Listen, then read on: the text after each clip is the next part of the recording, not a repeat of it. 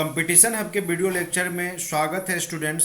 और आज मैं आपको कुछ जानकारियां बताने जा रहा हूं वो बिहार टीईटी के बारे में, जो कि अभी फॉर्म आ गए हैं मार्केट में। जिसका कि फिलअप 6 अप्रैल से स्टार्ट होगा, 6 अप्रैल 2017 से। और इस बार जो वही लोग भर सकते हैं जो बीएड कर चुके हैं, तो उनके लिए एक बहुत ही स्वर्णिम चांस है बिहार में शिक्षक बनने का। तो इसको ज़रूर आप ध्यान में रखते हुए तैयारी कीजिए कि किस प्रकार से तैयारी किया जाए कि आपको 100% सफलता मिले।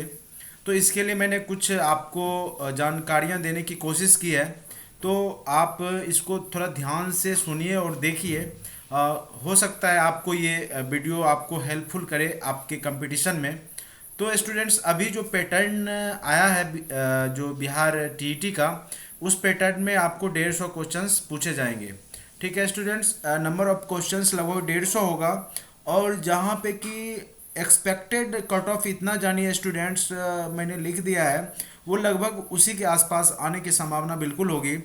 टोटल नंबर ऑफ क्वेश्चंस 150 होंगे, जिसमें अगर आप जनरल कैटेगरी से बिलोंग करते हैं तो वहाँ पे आपको 105 से 110 नंबर के बीच में आपको स्कोर करना ही होगा। क्योंकि पिछले बार आपको याद होगा या तो पिछले बार जब 100 के आसपास जनरल का कैटेगरी गया था, जब 2011 में ये टीईटी का एग्ज़ाम हुआ था। अभी तो इस बार थोड़ा ज़्यादा ही जाएगा, क्योंकि नंबर ऑफ़ स्टूडेंट्स की भी संख्या बढ़ी है और साथ में जो भी बीएड वाले इस बार बैठ रहे हैं, तो थोड़ा हो सकता है कि कट ऑफ थोड़ा ज़्यादा जाए। तो 105 से 110 के बीच में जनरल का एक्सपेक्टेड कट ऑफ है, वो आप वहाँ तक आपको स्कोर करना होगा जनरल कैटेगरी वालों को। ओबीसी का मैंने एक्सपेक्टेड रखा 95 टू 98। और जो ईबीसी कैंडिडेट होंगे तो उनका 90 से 92 के बीच में, और 80 से 82 एससी एसटी वालों के लिए, और 65 टू 70 पीएच जो फिजिकल हैंडीकैप हैं, किसी भी प्रकार का फिजिकल हैंडीकैप है तो उनके लिए 65 टू 70 नंबर ये कट ऑफ मैंने एक्सपेक्ट किया है। तो स्टूडेंट्स, जानिए किस प्रकार से आप तैयारी करेंगे कि बिहार टीईटी आप आराम से निकाल सकते हैं। ये क्वेश्चंस का लेवल बहुत लो होता है स्टूडेंट्स, लेकिन अगर आप थोड़ा सा मेहनत कर लेते हैं तो आपका चांस बिल्कुल बनता है यहाँ पे। तो देखिए स्टूडेंट्स, जो पैटर्न आने जा रहा है एग्जाम का वो किस प्रकार से रहेगा। तो सिलेबस जो 1 to 5 क्लास यानी प्राइमरी टीचर का होगा स्टूडेंट्स, उसमें लगभग 150 क्वेश्चन उसमें भी पूछे जाएंगे। तो 30 क्वेश्चंस उसमें होंगे child development and the pedagogy. तो वो क्या होता है कि स्टूडेंट्स जो भी है बच्चे के विकास में किस प्रकार से मतलब बच्चे का विकास होगा, उससे रिलेटेड क्वेश्चंस होते हैं यहाँ पे। तो ये बिल्कुल आप बुक भी बहुत सारे हैं, लूसेंट का भी आता है चाइल्ड डेवलपमेंट एंड पेडागोगी, जो कि बीएड में भी बहुत सारी बुक हैं, वहाँ से क्वेश्चंस आ सकते हैं स्टूडेंट्स। लेकिन आप जनरली अगर आप ये टीचिंग में जाना चाह रहे हैं, टीटी पास करना चाह रहे हैं, तो ज़्यादा इसमें पढ़ने की ज़रूरत नहीं है। एक बुक आता है लूसेंट का चाइल्ड डेवलपमेंट से रिलेटेड, तो वो बुक आप ज़रूर मार्केट में पता करके खरीद लीजिए, और जितने भी ऑब्जेक्टिव्स उसमें हैं उसको ज़रूर एक बार आप ध्यान में देख लीजिए। तो ये इससे आप वहाँ से आप 30 में 30 स्कोर कर सकते हैं। थोड़ा सा इसमें कॉमन सेंस का भी क्वेश्चंस होता है, जो कि आप खुद भी सोच करके वो बना सकते हैं। थोड़ा सा बच्चे के तरफ से आपको सोचना होगा और पॉजिटिव वे में सोचिए, तो आप सही निष्कर्ष आप चूज कर सकते हैं चाइल्ड डेवलपमेंट एंड पेडागोगी के क्वेश्चंस में। और कुछ क्वेश्चन जो बिल्कुल फिक्स है, जो कि आप उसमें सोचना नहीं है बिल्कुल। अगर कोई कथन है किसने दिया है, या कोई भी चीज़ किसने बोला है, या बच्चों का जो टीचिंग मेथडोलॉजी सबसे पहले किसने दिया, मतलब ये सब जो क्वेश्चंस होता है वो फिक्स कुछ हैं, जो कि सोशल से रिलेटेड, सोशल साइंस से रिलेटेड क्वेश्चन भी यहाँ पे आ जाते हैं कुछ। तो आप इसको सोच के भी बना सकते हैं। दूसरा सेक्शन है आपका हिंदी स्टूडेंट्स। हिंदी में आप 30 में 30 स्कोर कर सकते हैं, अगर थोड़ा सा ध्यान से अगर आप हिंदी का समानार्थक शब्द, विपरीतार्थक शब्द, थोड़ा सा ये कह लीजिए मुहावरे और सेंटेंस करेक्शन, उसके बाद पैराग्राफ जो भी है, कहानी से स्टोरी से आपका रिजल्ट निकालना, अगर ये सब क्वेश्चंस आते हैं तो ये लगभग हिंदी का क्वेश्चंस 30 क्वेश्चंस आएंगे। मुझे लगता है आप यहाँ से आप अच्छा स्कोर कर सकते हैं, क्योंकि सभी मैक्सिमम बच्चे हिंदी मीडियम के हैं और हिंदी बचपन से पढ़ रहे हैं, तो यहाँ पे उनको प्रॉब्लम्स नहीं होगी। दूसरा सेक्शन सेकेंड लैंग्वेज इंग्लिश का है स्टूडेंट्स, तो यहाँ भी आपको स्कोर करना होगा अगर आप चाहते हैं कि अच्छा मार्क्स स्कोर हो। तो यहाँ भी क्वेश्चंस बिल्कुल आसान से होते हैं, और थोड़ा बहुत आपको आर्टिकल वगैरह का प्रीपोजिशंस का नॉलेज होना चाहिए, आर्टिकल का, थोड़ा डिक्शनरी से रिलेटेड सेंटेंस को कैसे अरेंजमेंट किया जाएगा, या सेंटेंस अरेंजमेंट है, कुछ क्वेश्चन वहाँ से आएंगे। कुछ हो सकता है स्टूडेंट्स मुहावरे इसमें भी होता है, आइडियम्स फेरेस से भी क्वेश्चंस आ सकते हैं। तो बिल्कुल आसान ही क्वेश्चंस आएंगे। एंटोनिम साइनोनिम से भी आएगा तो बिल्कुल आसान आएगा। तो बिल्कुल अगर आप चाहते हैं कि अच्छे से आप स्कोर करें तो आर एस अग्रवाल का भी बुक आता है इंग्लिश का, वहाँ से आप एक बार अच्छे से थोड़ा देख लें तो आप आसानी से यहाँ से स्कोर कर सकते हैं। डिक्शनरी वगैरह का कुछ जो इसमें पूछ देता है अरेंजमेंट करने का, कुछ वर्ड दे देगा आपको, तो ये सब इंग्लिश से सेक्शन से आता है। और कुछ यहाँ पे भी जो भी टीचिंग मेथडोलॉजी है इंग्लिश का, वहाँ से 2-4 क्वेश्चंस आ जाते हैं। तो एक टीईटी का बुक जरूर खरीद लें, कोई भी मार्केट में अच्छा सा देखकर, उसमें आपका टीचिंग मेथडोलॉजी जो भी शिक्षण का कार्य है वो किस प्रकार से इंग्लिश को पढ़ाया जाता है, या इसके योगदान में इंग्लिश को पढ़ाने के मतलब इसके विकास में, इंग्लिश के डेवलपमेंट में किसका योगदान है, ये सब क्वेश्चंस भी कई बार पूछे जाते हैं। तो आप एक बार ज़रूर टीटी का बुक खरीदें, कोई भी अच्छा सा प्रकाशन का बुक देख के मार्केट से खरीद लें और वहाँ पे एक बार अच्छे से इसका अध्ययन करें। मैथमेटिक्स स्टूडेंट्स बिल्कुल 10th लेवल का होगा। यहाँ पे आप बेसिक जो भी चैप्टर्स हैं, जैसे आपका अरिथमेटिक्स है, सिंप्लीफिकेशन है, भिन्न है का जोड़, ये सब जो भी है सिंप्लीफिकेशन से रिलेटेड है। फिर आपका टाइम एंड वर्क का हो सकता है 1-8 क्वेश्चन में, बिल्कुल आसान क्वेश्चन यहाँ से पूछे जाते हैं यहाँ पे। तो एलसीएम एचसीएफ चैप्टर है आपका, प्रॉफिट लॉस है। तो बिल्कुल जो बेसिक चैप्टर आप अंक गणित में पढ़ते हैं, आप मेन रूप से जो चैप्टर मैं बता रहा हूँ वो ध्यान से सुनिए। परसेंटेज जरूर आप देख लेंगे एक बार। और दूसरा टॉपिक आपका एवरेज, औसत, अनुपात समानुपात, time and work, profit loss, ये चैप्टर जरूर आप देख के जाएंगे। कुछ क्वेश्चंस आपके क्षेत्रफल मेंसुरेशन से भी होते हैं, और कुछ क्वेश्चंस ज्योमेट्री, और कुछ क्वेश्चंस आपके घड़ी से रिलेटेड भी। यहाँ पे एंगल उंगल वाला क्वेश्चंस जो होता है, एंगल निकालना 4:15 पे कितना एंगल होगा, तो ये सभी क्वेश्चंस पिछले बार देखने को मिला था। तो ये सब आप क्लियर कर लें कॉन्सेप्ट। और इसमें रीजनिंग स्टूडेंट्स नहीं होता है, लेकिन 2-4 क्वेश्चन रीजनिंग टाइप का आपको मैथ में ही दे देगा। और ये आपका 5वां सेक्शन इन्वायरमेंटल साइंस, तो इसमें कुछ भी दे सकता है स्टूडेंट्स। जैसे बिहार राज्य के बारे में, बिहार राज्य में कितने ज़िले हैं, जैसे बिहार राज्य में कोई भी फसल है या कोई भी फल है, जैसे लीची कहाँ पे उत्पादन होता है सबसे ज़्यादा। जनरल साइंस का भी क्वेश्चन कुछ हो सकते हैं, जैसे आपका जितना भी जनरल बायोलॉजी का क्वेश्चंस जो भी है, जनरल फिजिक्स का, ये सब आपको इन्वायरमेंटल साइंस में या प्रदूषण से रिलेटेड ये सब क्वेश्चंस आते हैं। तो इसके लिए आप जो है लूसेंट वगैरह अगर आप पढ़ते होंगे तो वो पढ़ते रहिए, जनरल साइंस वगैरह का क्वेश्चंस वहीं से आ जाएगा आपका। तो और जो भी थोड़ा बहुत करंट अफेयर्स का 2-4 क्वेश्चंस आपको देखने को मिलेगा, नई योजना वगैरह जो भी चल रही है प्रधानमंत्री के द्वारा, मोदी के द्वारा, तो ये सब पे थोड़ा सा करंट अफेयर्स को आप ध्यान में रखिए। तो मुझे लगता है कि आप 150 में से 120 के आसपास ज़रूर करेक्शन करने में ज़रूर आप अच्छा कर लेंगे, करेक्ट कर सकते हैं लगभग 150 में 120। तो आपको जो चाइल्ड डेवलपमेंट पेडागोगी है, तो मैं कुछ क्वेश्चंस अभी लास्ट में आपको दिखा दूंगा कि किस टाइप से आपका क्वेश्चंस एग्जाम में वहाँ पे आएगा।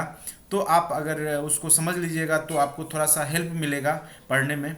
और सेकेंड है, ये तो था स्टूडेंट्स 1 to 5 प्राइमरी टीचर के लिए।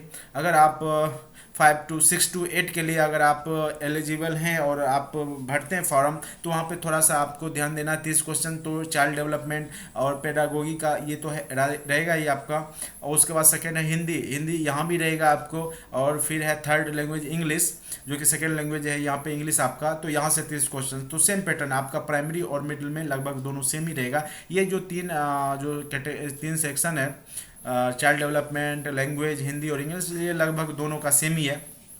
आप अगर यहाँ पे आप देखिए, यहाँ पे आपका जो मेन सब्जेक्ट होगा, अगर आप मैथमेटिक्स के लिए टीचर बनने के लिए अप्लाई किए हैं तो वहाँ पे 60 क्वेश्चंस मैथ के आएंगे। अगर आप तो यहाँ पे 10th लेवल के क्वेश्चन होते हैं स्टूडेंट्स। तो वही चीज़ है, अगर आप बीएड वगैरह मैथ से किए हैं और अगर आप चाहते हैं कि मैथ के टीचर के लिए आप अप्लाई करें, तो यहाँ पे आप मैथ्स, अंकगणित का जो मैथ है आप अच्छा कर लें।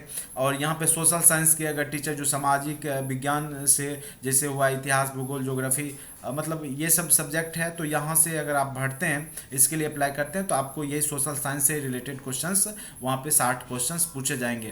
तो ज़्यादा टफ नहीं है स्टूडेंट्स। अगर आप आपका जो पर्सनल सब्जेक्ट है उसको आप ध्यान में रखते हुए, जो सब्जेक्ट आपका अच्छा है उसके लिए आप अप्लाई कर दीजिए यहाँ पे, तो आपको स्कोर करने में आसानी होगी। ये जो 3 सेक्शन मैंने शुरू का बताया, चाइल्ड डेवलपमेंट, पेडागोगी और जो लैंग्वेज हिंदी और इंग्लिश, ये सब का लगभग सेम ही है। अब देखिए स्टूडेंट्स, मैं कुछ क्वेश्चंस बता देता हूँ चाइल्ड डेवलपमेंट पेडागोगी, जो कि प्रीवियस ईयर 2011 में पूछे गए थे। मैं खुद बैठा था टीईटी में, बिल्कुल आसान क्वेश्चन थे, तो कुछ क्वेश्चंस याद है हमें, तो उसके आधार पे मैंने लिखा है यहाँ पे। तो देखिए स्टूडेंट्स, आधुनिक मनोविज्ञान का अर्थ है, तो आधुनिक मनोविज्ञान का अर्थ है व्यवहार का अध्ययन। तो याद रखिएगा स्टूडेंट्स, आधुनिक मनोविज्ञान का अर्थ है व्यवहार का अध्ययन करना। हिंदी अक्षरों को बालक किस आयु में पहचानने लगते हैं? तो वो है 5 वर्ष की अवस्था में जो है बच्चे वो हिंदी अक्षर पहचानने लगते हैं। थोड़ा सा अगर आप सोचिएगा तो ऑप्शंस में आप बिल्कुल सही कर सकते हैं स्टूडेंट्स। उपनयन संस्कार किस शिक्षा काल में किया जाता था? तो आप ये वैदिक काल से ही स्टार्ट हुआ है उपनयन संस्कार। प्रमाणिकेट परीक्षण क्यों किया जाता है? तो जो आप एग्जाम लेते हैं वो क्यों करते हैं? तो वो प्रतिभाशाली छात्रों की पहचान के लिए आप एग्जाम लेते हैं वार्षिक। ठीक है स्टूडेंट्स। उसके बाद है स्टूडेंट्स यहाँ पे शिक्षा मनोविज्ञान की उत्पत्ति का वर्ष कौन सा माना जाता है? वो 1900 ईस्वी को माना जाता है। 1900 ईस्वी को स्टूडेंट्स माना जाता है। तो यहाँ पे थोड़ा सा कॉम्प्लिकेटेड हो गया है, तो मैं इसको क्लियर कर देता हूँ आपको। यहाँ पे देखिए, अब नवजात शिशु का भार कितना होता है? 7 पाउंड होता है स्टूडेंट्स, आपको पता होगा, क्योंकि 1 पाउंड में कितना ग्राम होता है? तो 456 ग्राम के आसपास होता है। तो ये याद रखिएगा। तो जो नवजात शिशु का भार होता है, अगर पाउंड में दिया हो तो 7 पाउंड होगा, अगर नहीं तो अगर केजी में दिया है तो लगभग ये 1 पाउंड होता है, आधे केजी के, हाफ केजी के बराबर होता है, 456 ग्राम के आसपास होता है। तो आप उससे गुना कर लीजिए, तो हो सकता है वहाँ पे आपको केजी में दे दे। एनसीटी का फुल फॉर्म, और जितना भी फुल फॉर्म है एडुकेशनल संस्थान का, तो वो ज़रूर आप देख लीजिएगा। एनसीटी है, फिर एससीईआरटी है, तो ये सब वगैरह जो भी फुल फॉर्म है एडुकेशन से रिलेटेड, जो भी संस्था है, ऑर्गेनाइजेशन बिहार राज्य में है, उसके बारे में आप अच्छे से ज़रूर अध्ययन कर लीजिएगा। और बिहार राज्य के बारे में जो जानकारियां हैं उसके बारे में आप जरूर बिहार सामान्य अध्ययन से आप अध्ययन कर लीजिए, तो आपको यहाँ से क्वेश्चंस भी लगभग 10 क्वेश्चंस आपको देखने को मिल जाएंगे जो कि बिहार से रिलेटेड ही होगा। तो इस चीज़ को आप ध्यान में जरूर रखिएगा। जनरल जो होता है बिहार सामान्य अध्ययन, उसको जरूर पढ़ के जाइएगा आप लोग। NCT national council of teacher education, ये पूछा था स्टूडेंट्स पिछले 2011 के एग्जाम में। फिर है भारतीय संविधान में अनुच्छेद 41 व 46 किसके कल्याण से संबंधित है? तो वो है स्टूडेंट आर्थिक रूप से पिछड़े व्यक्तियों से ये संबंधित है। बुद्धि के लब्धि मापन के जन्मदाता कौन है? तो ये टर्मन है। तो स्टूडेंट्स, अगर आप ये सब जानकारियां लेना चाहते हैं तो लूसेंट का एक चाइल्ड डेवलपमेंट का बुक आता है, तो आप मार्केट में पता करके वहाँ से एक बुक ले लें। तो वहाँ पे जितने भी ऑब्जेक्टिव्स क्वेश्चंस आते हैं तो आपका बिल्कुल उसमें थ्योरी के साथ साथ ऑब्जेक्टिव्स हैं, तो आपका कॉन्सेप्ट क्लियर हो जाएगा। नेक्स्ट जो वीडियो लेक्चर बनाऊंगा तो मैं सारा बुक का इमेज आपको दिखा दूंगा। अगर आपको परचेज करना है तो वही बुक खरीदिए। बिल्कुल, अगर आप ये खरीदते हैं और पढ़ते हैं तो मुझे एकदम विश्वास है कि आप 100% यहाँ से सफलता हासिल कीजिएगा टीईटी। उसके बाद है पियाजे की औपचारिक संक्रियात्मक अवस्था बालक की किस अवधि तक मानी जाती है? वह है 11 से 15 वर्ष। ठीक है स्टूडेंट्स। फिर और कुछ भी क्वेश्चन, 5 क्वेश्चंस और मैं आपको बता देता हूँ। आज मैं बस थोड़ी आपको थोड़ा सा इसके बारे में जानकारी दे रहा हूँ, मैं डीपली यहाँ पे नहीं जा रहा हूँ। अगर आपको अच्छा लगता है वीडियो चैनल तो उसको लाइक और सब्सक्राइब कीजिए। और मेरा वेबसाइट भी है खुद का www.competitionhub.org.in, वहाँ पे जाके आप सारा वीडियो लेक्चर देख सकते हैं। मैं प्रॉपर स्टेप बाय स्टेप जितना भी टॉपिक है मैं उसको बनाऊँगा। और अगर आप कोर्स करना चाहेंगे ऑफलाइन या ऑनलाइन, तो आप मेरे साइट से ऑनलाइन करना चाहते हैं तो फ्री में अवेलेबल है। अगर आप चाहते हैं कि आप घर बैठे पढ़ें और ऑफलाइन बिना नेट के यूज का, तो आपको मैं मेमोरी चिप कोर्स भी करवाऊँगा। तो उसके लिए आपको ऑर्डर देना होगा मेरे साइट पे जाकर, वो मैं आपको बताऊंगा। गर्भ में बालक को विकसित होने में कितने दिन लगते हैं? तो वो है 280 दिन। ठीक है स्टूडेंट्स, 280 दिन लगते हैं। जन्मजात अभिप्रेरक कौन है? तो निंद्रा जो है जन्मजात अभिप्रेरक है। बचपन में आप देखते होंगे कि बच्चे सबसे ज़्यादा निंद्रा लेते हैं। तो तो ये जन्मजात अभिप्रेरक है। शिक्षण अधिगम प्रक्रिया को प्रारंभ करने से पहले एक कुशल अध्यापक को क्या करना चाहिए? तो अधिगम परिस्थितियां उत्पन्न करनी चाहिए। अधिगम क्या होता है स्टूडेंट्स? जो भी शिक्षण से रिलेटेड जो भी वस्तुएं हैं, जैसे ब्लैक बोर्ड हुआ, चौक हुआ, डस्टर हुआ, बुक हुआ, चित्र हुआ, तो ये सब आपको उपलब्ध होना चाहिए। तो अगर आप पढ़ाने जाते हैं इससे पहले आपको अधिगम परिस्थितियां आप उत्पन्न कीजिए बच्चों के सामने में। जड़ बुद्धि वाले जो भी जो भी बुद्धि से थोड़ा सा कम है, तो उनकी आईक्यू कितनी होती है? तो 71 से कम होती है स्टूडेंट्स। साइजोइड वर्ग में किस प्रकार के बालक आते हैं? तो वो शारीरिक रूप से अपंग बालक आते हैं। तो ये सब थोड़ा सा आपको मैं बताया। और यहाँ पे अगर आप चाहते हैं तो थोड़ा सा मनोविज्ञान भी आप अपना यूज कीजिएगा, कॉमन सेंस, तो आप 4 ऑप्शन में से आसानी से खोज सकते हैं स्टूडेंट्स। मैं नेक्स्ट वीडियो लेक्चर में आपको अच्छे से डिटेल से सारा क्वेश्चंस दूंगा और बताऊंगा टीचिंग मेथडोलॉजी से आप किस प्रकार से नंबर स्कोर कीजिएगा वहाँ से, और क्या क्या पढ़िए जो कि आपको बहुत हेल्पफुल होगा। तो अगर आप चाहते हैं कि कंपटीशन घर बैठे करने के लिए, तो ज्वाइन में लिख के आप व्हाट्सअप कर सकते हैं स्टूडेंट्स 7070634348 पे। मेरा नाम हुआ प्रभात कुमार और मैं कंपटीशन हब का संचालक हूं। तो यहां से आप अगर वीडियो चैनल्स देखते हैं तो इसको लाइक और सब्सक्राइब जरूर करें। Thank you so much watching for this video. हाँ स्टूडेंट्स, एक चीज़ और मैं बताना भूल गया आपको कि अगर आप मेरे साइट पे जाना चाहते हैं तो वो साइट का एड्रेस आपको यहाँ पे लिखा हुआ है www.competitionhub.org.in। यहाँ से आप मेरा वीडियो लेक्चर्स देख सकते हैं। Thank you.